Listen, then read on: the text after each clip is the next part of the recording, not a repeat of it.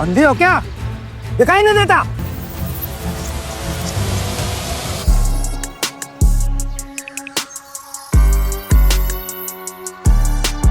इस मामले से दूर है। जिस काम के लिए आया है वही कर। अच्छा तो सुन, ये तेरी बहुत बड़ी गलतफहमी है। देवेन ने उसका कोट पकड़कर उसे उठाया और उस लड़की के पैरों में पटक दिया। अगर आज के बाद तूने किसी लड़की की तरफ हाथ तो छोड़, अगर देखा भी ना तो तेरी आंखें निकाल लूंगा। माफ कर दे। ये सब शोर सुन मिनिस्टर और विजेंद्र भी रूम से बाहर आ गए थे। आखिर एक मिनिस्टर के पीए से पंगा लेना किसी की औकात की बात थी क्या? पर कोई था जो इस हिम्मत से इम्प्रेस था, विजेंद्र शेखावत। दूसरी तरफ साउथ दिल्ली में विजेंद्र शेखावत अपनी मीटिंग खत्म करके शेखावत हाउस पहुंचे।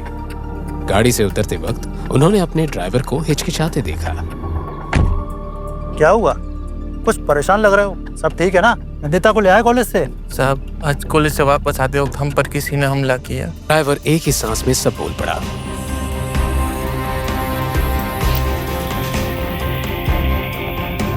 नहीं, तभी भी ठीक है, पर उनकी सुरक्षा के लिए हमें किसी बॉडीगार्ड को ढूंढना होगा। नंदिता बेटा, तुम ठीक तो हो? हाँ पापा, कुछ नहीं हुआ, मैं बिल्कुल ठीक हूँ। मैं कहीं चोट तो नहीं लगी? नहीं। बस अब कल से तुम कॉलेज नहीं जाओगी और ये मेरा फाइनल डिसीजन है। पापा, इस बारे में हम बात कर चुके हैं और महादेवी हमारा कॉलेज है। इसे आपने दादी के नाम पर बनवाया था और मम्मा इस कॉलेज की प्रिंसिपल थी। तुम्हारी माँ के जाने के बाद ये कॉलेज क्रिमिनल्स का अड्डा बन चुका है। अगर ऐसी बात है तो आप कुछ करते क्यों नहीं? Take some legal action. मैंने डिसीजन ले लिया है, अब तुम कल से महादेवी कॉलेज नहीं जाओगी और ये फाइनल। अगर आप जिद्दी हैं तो मैं भी आपकी बेटी हूँ। मैं महादेवी कॉलेज से ही पढ़ाई करूंगी। विजेंद्र के पास जवाब नहीं था, सिर्फ एक बात कही उन्होंने।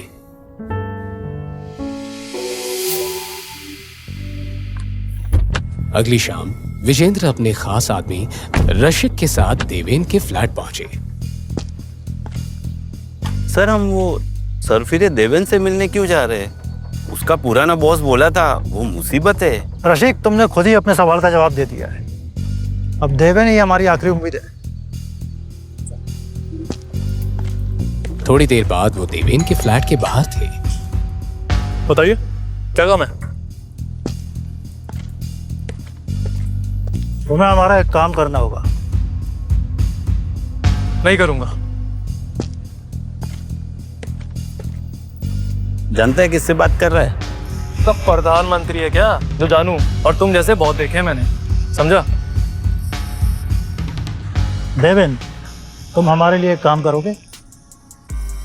अब बात बनी ना, ऐसे बोलोगे तो सुनूंगा मैं, वरना अपने पुराने बॉस की तरह आपको कब रेजिग्नेशन दे दूं मैं, मुझे भी नहीं पता। आइए बैठिए और बताइए काम क्या है?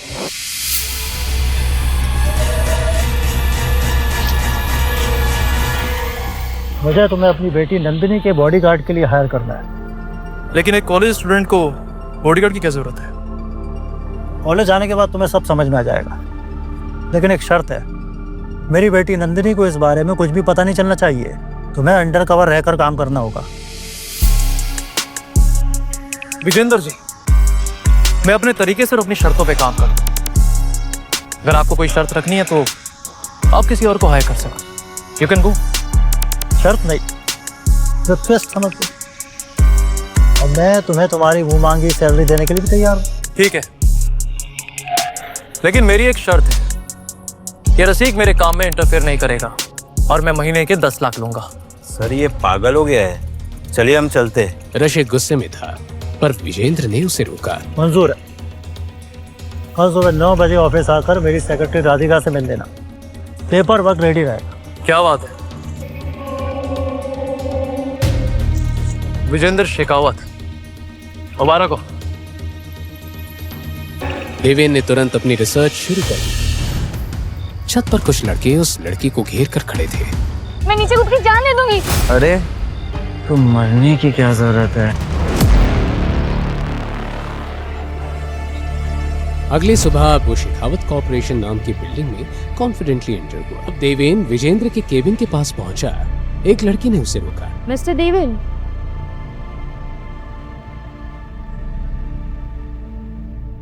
जी, आपकी तारीफ।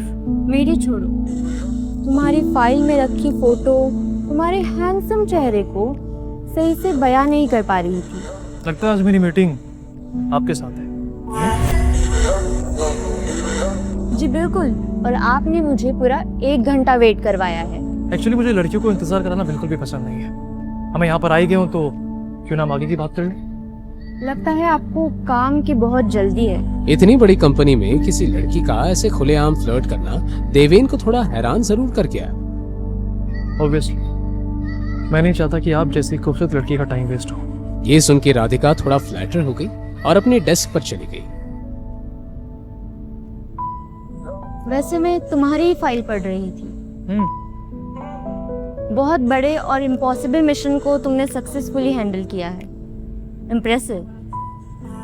पर एक बात समझ नहीं आई, तुम्हारे डॉक्यूमेंट्स में तुम्हारा नाम देवेन मीरा लिखा है। ऐसे क्यों? आमतौर पे तो लोग सरनेम या फादर का नाम लिखते हैं।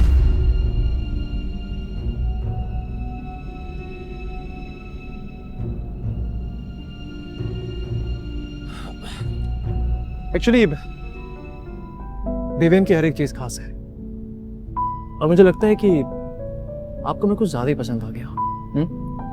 अब खास हो तो पसंद आओगे ही। रियली?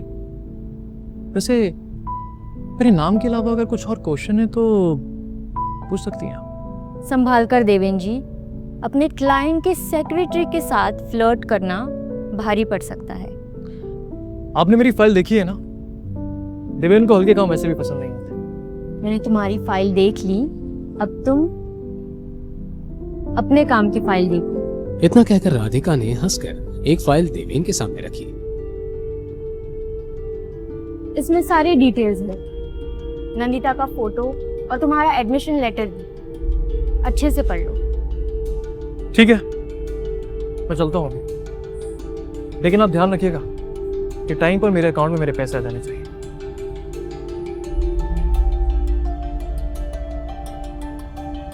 अगले दिन एडमिशन लेटर लेके देवेन महादेवी जैसे मशहूर कॉलेज में एक साधारण स्टूडेंट की तरह साइकिल पर पहुंचा। सर ये बता सकते हैं आप कहाँ पर? भैया नया आया लगता है, इस कॉलेज में टिकना है तो संभल के रहियो।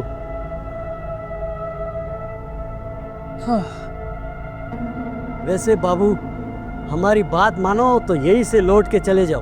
तुम्हारे जैसे गरीब बच्चों के लिए कॉलेज नहीं है।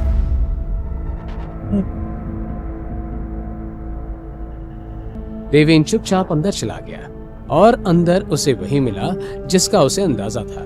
कोई डिसिप्लिन नाम की चीज ही नहीं थी। थोड़ी दूर जाकर उसने एक ग्रुप से पूछा, जी आप बता सकते हैं कि बीए फर्स्ट ईयर की क्लास कहाँ पर होती है? एक मिनट, तुम तो यहाँ पे टॉयलेट साफ करने आए हो ना, तो क्लास जान के क्या करोगे? इतना भाव क्यों पा रहा है? मैं तो सिर्फ क्लास जाने का रास्ता पूछ रहा था। खैर छोड़, मैं किसी और से पूछ लूंगा। देवेन जानने के लिए मुड़ ही रहा था कि उस लड़के ने उसका कॉलर पकड़ लिया। अरे सुन, तुझ जैसे भिखारी को किसने एडमिशन दे दिया बे? देवेन ने उसका हाथ अपने कॉलर से हटाया और इस तरह पकड़ा। छोड़ छोड़। सॉरी, आपको लगी तो नहीं ना? वो एक्चुअली क्या है ना, मेरी टी शर्ट खराब हो रही थी।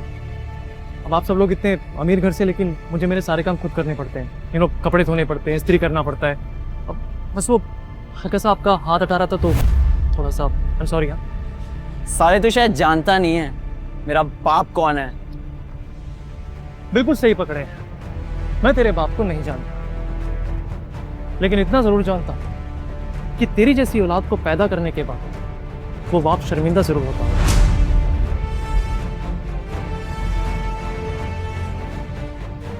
बाहर देवेन जिस क्लास के बारे में पूछ रहा था, उस क्लास के अंदर जाने जैसा कुछ नहीं था। आधी से ज्यादा बेंचेस खाली थी। और जो कुछ स्टूडेंट्स थे वो भी ऐसे बैठे थे जैसे किसी गार्डन में हो। सुप्रभात। अस्थाना की हिंदी सुनते ही सबने मुंह बना लिया। उसे शुद्ध हिंदी में बोलने का शौक था।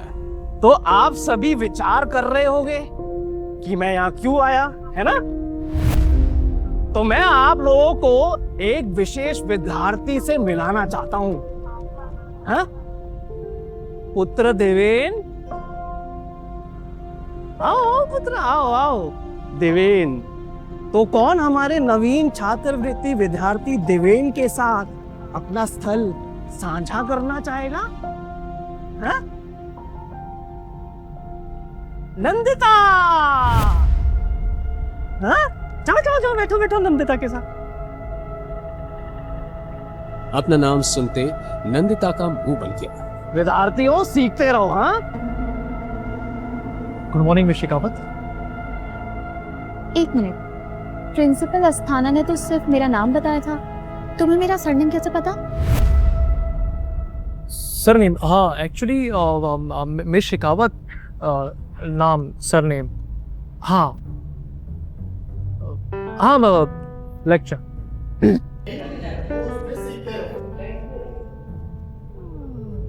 Excuse me. क्लास खत्म होते ही देवेन Yeah, ने एक sure. बार फिर नंदिता से बात करने की कोशिश की, पर तभी पीछे से एक आवाज आई। अरे तुम नैंडी, ये तो वही है जिसके बारे में मैंने तुम्हें बताया था। हाय, माय नेम इज तन्मय, उर्फ टोनी। ओह, हाय टोनी। चलो टोनी।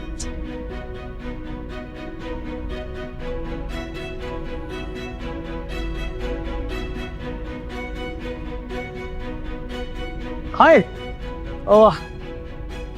हेलो, अब तो क्लास भी खत्म हो गई, हाथ मिला सकते हैं? कि वही है ना जिसका वायलेंट बिहेवियर कॉलेज का हॉट टॉपिक बना हुआ है, तुम लोगों का violent hero. Sorry miss Shekhawat, पर जिसे आप गुंडागर्दी कह रहे हैं दरअसल वो एक सेल्फ डिफेंस है। एंड बाय द वे, वो लड़के मिलके मेरी रैगिंग कर रहे थे, पर आप चाहते कि मैं चुपचाप खड़ा रहता? हाँ, ऐसे मारपीट करने के बजाय अगर तुमने कंप्लेन की होती तो ज्यादा हेल्पफुल होता। उसकी मासूम बातें सुन के देवेन के चेहरे पर हंसी आ गई, पर उसे बेकार मुस्कुराता देख नंदिता का गुस्सा बढ़ गया। वो टमटमाते हुए वहां से चली गई। कहकर टोनी भी उसके पीछे चला।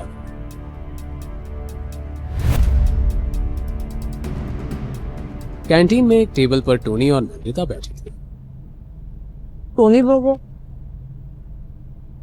सॉरी यार, वैसे एक बात बता, उसकी तो कोई गलती नहीं थी, तो फिर तू क्यों उसके ऊपर इतना बढ़ गई? जो भी हो पीनट, पर ऐसे मारा मारी करना इज नॉट कूल। और सुना नहीं तूने, violence is not the answer. Martin Luther junior king ने बोला था। ये कौन है? तुम्हारा कोई लंदन का अंकल है क्या? इस समोसे की जगह थोड़ा सा ध्यान बुक्स पर दिया होता तो तुझे पता होता। इस वक्त नंदिता किसी को ढूंढ रही थी। नंदिता ने इस बात को ज्यादा इम्पोर्टेंस नहीं दी। किसे ढूंढ रही है? रीना को। आज वो कॉलेज भी नहीं आई। उसके पास मेरे नोट्स हैं, उसने कहा था आज देगी। अब पता नहीं कहाँ रह गई लड़की। तो तू कल भी ले सकती है ना, या हॉस्टल रूम से। इतना परेशान होने की क्या जरूरत है? वैसे पीनट, तुझे देवेन से ज्यादा इम्प्रेस होने की जरूरत नहीं है। उस जैसे गुंडे से जितना दूर रहा जाए उतना बेहतर है। हाय मिस शेखावत, मैंने सुना कि आपने मुझे याद किया। मुझे किसी पागल को तेरे काटा है तो तुम जैसी मुसीबत को याद करूंगी? You are right. एक्चुअली आपको मुसीबत को याद करने की कोई जरूरत नहीं, क्योंकि आप तो वैसे भी एक बड़ी बनाई आपस हुई है। नंदिता, नंदिता जल्दी चल, रॉकी और उसकी गैंग प्रिया और निशांत को छेड़ रहे हैं। और ये रॉकी अपनी हरकतों से बाज नहीं आएगा। चल पीनट। तू नहीं आएगा? बाबा, मुझे इसे पंगे लेने का कोई शौक है। तुम लोग जाओ। इसे बस हीरोगिरी दिखाने का शौक है, किसी की हेल्प करने का नहीं।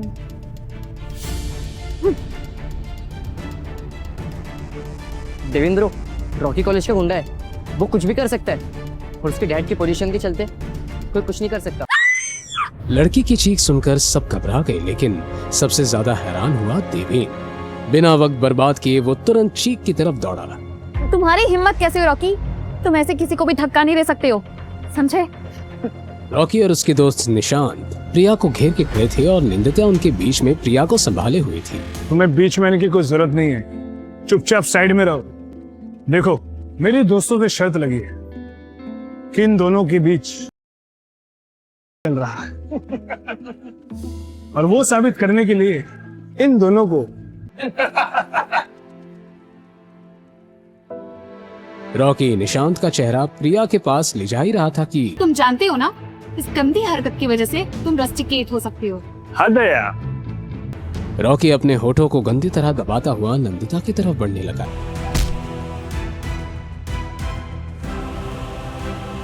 इससे पहले देवेन कुछ बोलता रॉकी के दोस्त उस पर टूट पड़े, लेकिन हर स्टूडेंट की आंखों ने वो देखा देवेन ने अकेले ही इन सबकी पिटाई कर दी थी।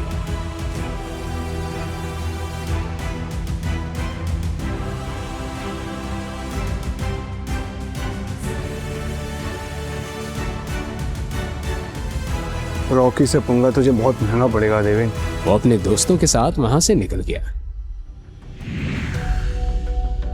यू इडियट, इतना मारने की क्या जरूरत थी? तुम्हें पता है रॉकी की डैड कौन है? अरे डिवीन ब्रो, आप अब अकेले इसने मुसीबत मोल ली है तो हैंडल भी अकेले खुद करेगा। बड़ा आया हीरो बनने। चलो पीनट। अरे लेकिन अम्मे ने क्या कर दिया? वो साला रॉकी का बाप है कौन? पता लगाना पड़ेगा बेटा। चलो। इतने में देवेन का फोन बजता है। मेन गेट की तरफ बढ़ता हुआ वो कॉल पे कहता है, हाँ, मेरी नंदिता शेखावत से मुलाकात हो चुकी है। डोंट वरी, सब कुछ प्लान के अकॉर्डिंग होगा। बस आप अपना वादा मत भूलना, ठीक है?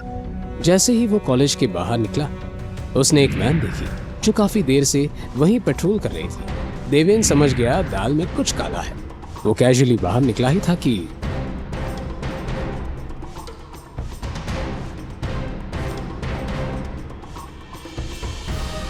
कुछ देर बाद देवेन को एक कमरे में लाया गया। उसकी बात को अनसुना कर दिया गया।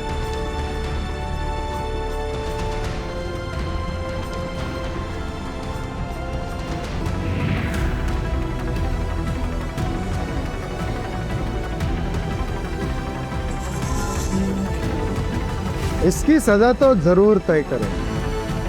पहले इसकी शक्ल तो देख लूं। नकाब हटाओ इसका।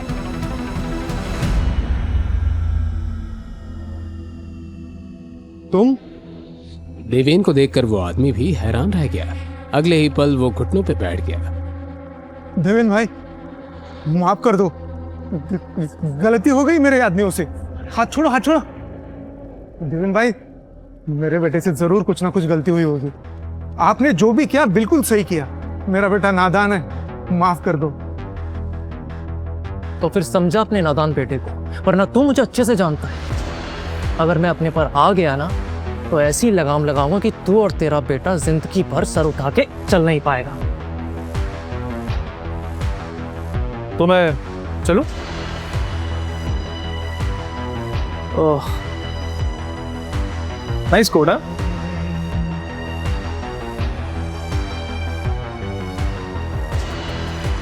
तो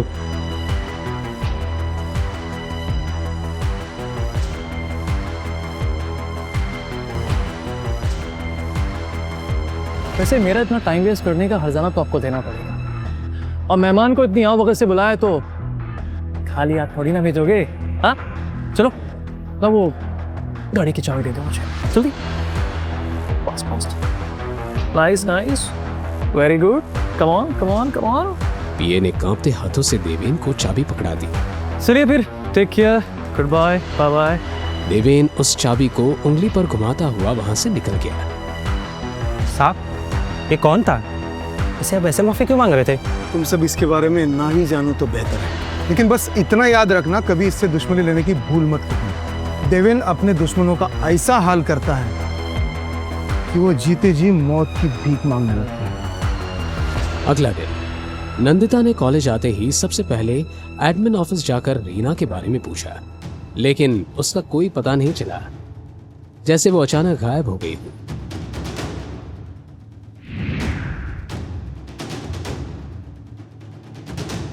देवेन क्लासरूम की तरफ जा ही रहा था। कल के इंसिडेंट के बाद काफी स्टूडेंट्स उसे पहचान गए थे, लेकिन जहां लड़के उसके पास जाने से कतरा रहे थे, वहीं लड़कियां उसकी हीरोगिरी पर फिदा हो रही थी। क्लास में टोनी के आगे वाली सीट पर बैठी नंदिता ने फोन पे देवेन और उस लड़की का वीडियो चला रखा था। ये देख नीनत, कैसे आशिकी 3 चल रही है। प्यार के बदले प्यार बढ़ता है। ये और रॉकी दोनों के दोनों एक जैसे हैं। वो अगर मुगल एम्पायर है तो ये east India company. Rocky Pakistan से है क्या? कैसे तुम दोनों? वैसे मेरे बारे में बात हो रही है तो इस कॉन्वर्सेशन में ज्वाइन करने का मुझे पूरा हक है ना? चलो बात करते हैं। पहले दिन बैठने दिया, इसका मतलब ये नहीं है कि रोज रोज के लिए परमिशन मिल गई। जाओ उधर बैठो जाकर, निकलो यहाँ से। लेकिन राजकुमार जी, मुझे क्यों नहीं याद आ रहा कि मैंने आपसे परमिशन मांगी थी? हाँ, और वैसे भी ना, ये कॉलेज की सीट है, आपके घर का सोफा नहीं है जो हर वक्त मुझे आपसे परमिशन मांगनी पड़ेगी। हाँ, बाय द वे, तुम लोग क्या बात कर रहे थे मेरे बारे में? बोलो। अच्छा, समझ गया। तो तुम टोनी से रिक्वेस्ट कर रही थी ना कि वो तुम्हारी मुझसे दोस्ती करा दे, तो मुझे थैंक यू बोल दो। हाँ, थैंक यू। हाँ? किस लिए? ओह राइट, कल तुम मुझे हीरो की तरह बचाने आए थे, उसके लिए। यस। पर मैंने तुम्हें नहीं बुलाया था। हाँ, स्कूल। लिसन मिस्टर देवन, मुझे तुम्हारी रक्षा की कोई जरूरत नहीं है। मैं अपनी रक्षा खुद कर सकती हूँ, समझे? ओके। नैंडी रिलैक्स, देवेन मजाक कर रहा है। जोकिंग। वैसे Deven, as a serious note, कल जो तुमने रॉकी के साथ किया, उसके बाद तुम्हें कॉलेज नहीं आना चाहिए था। मुझे नहीं लगता वो चुप बैठेगा। सही बोल रहे हो। टोनी की बात पूरी भी नहीं हुई थी कि क्लास में एकदम शांति छा गई। सब ने दूर की तरफ देखा और वहां रॉकी खड़ा था। उसके चेहरे पर कल की मार के निशान अभी भी दिख रहे थे। उसकी आंखों में गुस्सा था, लेकिन वो सीधा देवेन के पास आया। कल जो हुआ उसके लिए मुझे माफ कर दे। आगे से ऐसी गलती नहीं होगी। चल अच्छा है, तुझे तेरी गलती का एहसास हो गया। लेकिन तुझे पता है, आज मेरा मूड बहुत अच्छा है। जा, तुझे माफ किया, लेकिन अगली बार संभल कर। अभी तुम मुझसे माफी मांगने के लिए अपने पैरों पर चलकर आया है, लेकिन अगली बार तेरे पैरों के साथ साथ ना तेरी जुबान भी बोलने लायक नहीं रहेगी, समझा? चल।